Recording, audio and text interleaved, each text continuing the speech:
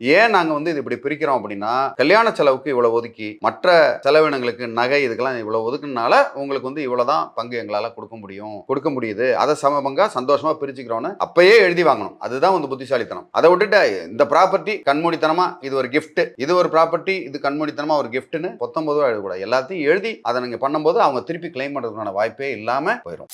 சரிங்க சார். இதுல இன்னொரு விதமான கேள்வி என்னன்னா, இப்ப வந்து ஒருத்தர் வந்து நிர்வாகம் பண்ணிட்டு இருக்கிறாரு. இதே மாரி தாத்தாவோட சொத்த. ஒரு 10 வருஷமா அவரு தான் நிர்வாகம் பண்ணி, அந்த இடங்கள்ல இருந்து ஒரு பேசிவா இன்கம் ஜெனரேட் பண்ற அளவுக்கு அவர் நிர்வாகத்த திறமையா பார்த்திருக்கிறாரு. இப்ப வந்து அவங்க தங்கச்சிமார்கள் 2 பேர் வந்து எனக்கு சரிசமமா பங்கு குடுங்கன்னு கேட்டா, அந்த 10 வருஷம் அவர் உழைப்ப முதலீடா போட்டிருப்பாரு இல்லைங்களா? அதுக்கான பணத்த அவர் எடுத்துக்க முடியுங்களா? பொதுவா இப்ப ஒரு ஐடி கம்பெனில வேலை செய்றாரு. ஐடி கம்பெனில வேலை செஞ்சு இப்படி ஒரு வெளியில சொத்து வாங்குறாரோ, அதே மாரி தான் இந்த சொத்துக்கள்ல நிர்வாகம் பண்ணி, அதன் மூலியமா எடுக்கக்கூடிய வருமானத்த வச்சு, அவர் பேருக்கு சொத்து வாங்கிக்கிட்டாருன்னா